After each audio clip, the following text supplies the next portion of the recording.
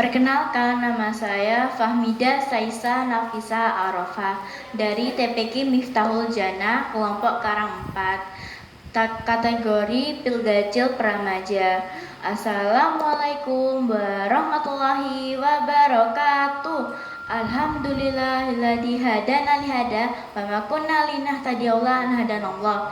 Laqad ja'at rusul rabbina bil haqq wa nudu an tilkumul jannatu uristumha bima kuntum ta'malun. Asyhadu an la ilaha illallah wa asyhadu anna Muhammadan abduhu wa rasuluh sallallahu alaihi wasallam wa ala alihi wa ashabihi amma ba'da. Halo teman-teman, bagaimana kabarnya? Alhamdulillah baik, sehat luar biasa ya. Oh ya, kita jangan lupa untuk selalu bersyukur kepada Allah ya. Sebab kalau kita mau bersyukur, maka oleh Allah akan ditambah nikmat kita. Akan tetapi sebaliknya, kalau kita tidak mau bersyukur, mengkufuri, maka Allah akan mengancam kita dengan siksaan yang pedih. Sebab banyak sekali nikmat yang Allah berikan kepada kita semua. Oh ya, kalian tahu gak rajanya nikmat yang oleh Allah berikan kepada kita semua itu nikmat apa? Yaitu nikmat yang berupa agama Islam, berpedoman Al-Quran dan Al-Hadis yang berbentuk jamaah. Dengan kita menetapi jamaah, kita yakin itu adalah jalan tunggal untuk masuk ke dalam surganya Allah. Dan kita bersyukur dengan kita mengkaji Al-Quran dan Al-Hadis, kita jadi tahu yang mana sebelumnya kita tahu apa itu halal atau haram, apa itu suci atau najis, apa itu benar atau salah. Dengan kita mengkaji Al-Quran dan Al-Hadis, kita bisa menjadi orang yang paham agama Allah, yaitu Islam. Yakin semua amal ibadah kita diterima oleh Allah. Jadi kita semua jangan sampai ada keraguan-raguan untuk menetapi Quran hadis jamaah ini. Oleh sebab itu, supaya kita tetapi sampai tutup pol pati ajal kita masing-masing. Semua itu supaya dikerjakan dengan niat karena Allah. Yarjuna rahmatahu wa yakhufuna adabah. Semata-mata ingin mencari surganya Allah dan ingin terhindar dari siksa nerakanya Allah. Atas semua peparing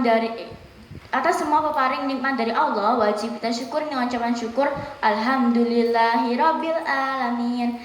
Dan tidak lupa juga supaya bersyukur kepada perantara agama. Kalian tahu nggak apa itu perantara agama? Yaitu seorang yang menjabati atau mengajari kita untuk memperoleh hidayah agama Islam berpedoman Al-Quran dan Al-Hadis jamaah ini.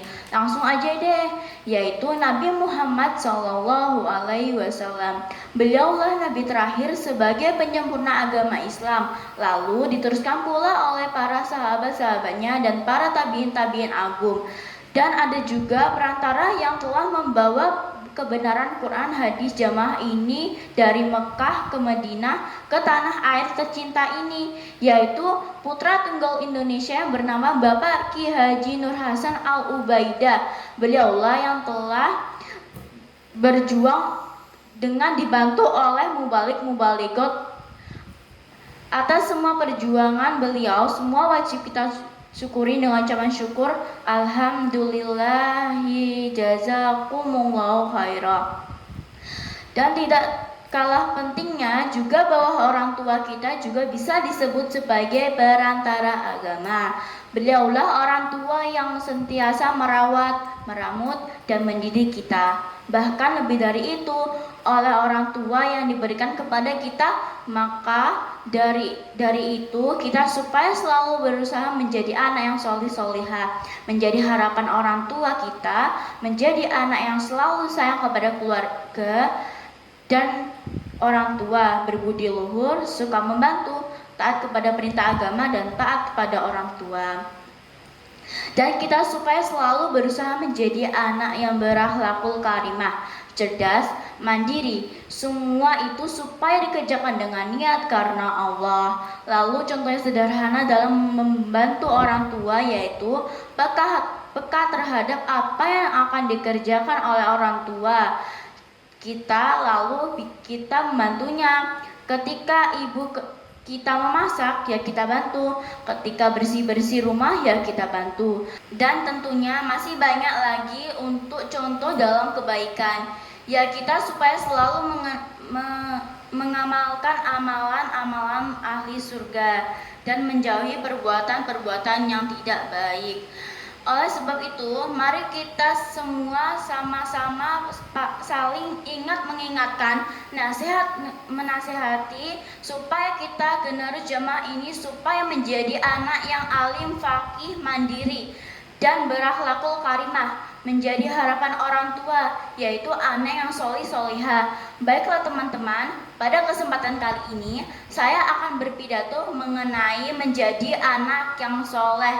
Teman-teman, anak yang solih solihah itu tidak hanya menjadi sumber kebahagiaan orang tua ketika di dunia, akan tetapi juga menjadi kebahagiaan yang akan mengangkat derajat kedua orang tua ketika di akhirat. Jadi adapun sifat yang harus dimiliki oleh anak yaitu solih solihah, yaitu 1.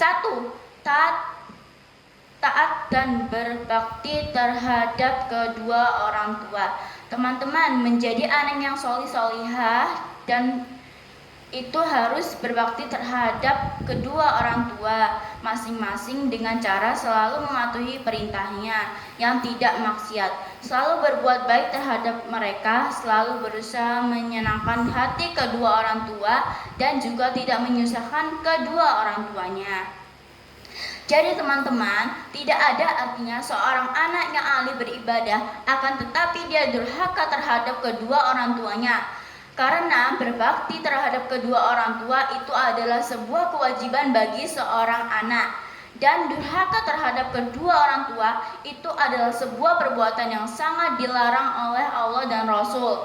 Jadi para saudara jamaah, kita durhaka terhadap kedua orang tua di samping bisa menyebabkan kita disiksa ketika di akhirat, di dunia pun kita juga akan mendapatkan laknat dari Allah dan Rasul. Karena ridhonya orang tua itu menjadi ridhonya Allah bagi anak yang mau memuliakan pada kedua orang tuanya.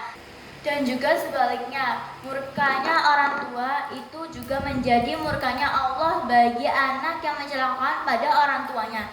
Ridha Rabbi fi ridal walida wa syakhatar Rabbi fi syakhatal walida. Artinya, ridha Allah tergantung ridhonya orang tua, dan murkanya Allah juga tergantung dari murkanya orang tua. 2. Menyenangkan hati kedua orang tua. Teman-teman, perlu diketahui bahwa kita harus bisa membuat hati kedua orang tua kita itu senang. Entah bagaimana caranya, kita harus bisa membuat hati mereka senang walaupun keadaan orang tua kita sudah mampu atau kurang mampu, sedia atau sedang terkena masalah. Karena itu kitalah yang sering bertemu pada mereka, kitalah yang sering mengobrol dengan mereka. Jadi jangan sampai teman-teman malah menjadi beban bagi kedua orang tua ketika orang tua sedang ada masalah. Jangan sampai kita malah merepotkan pada mereka dan lain-lain. Cukup sekian ya teman-teman, pesan nasihat dari saya. Apabila banyak salah dan kekurangannya, saya mohon maaf yang sebesar-besarnya. Alhamdulillah, jazakumullahu khairah. Assalamualaikum warahmatullahi wabarakatuh.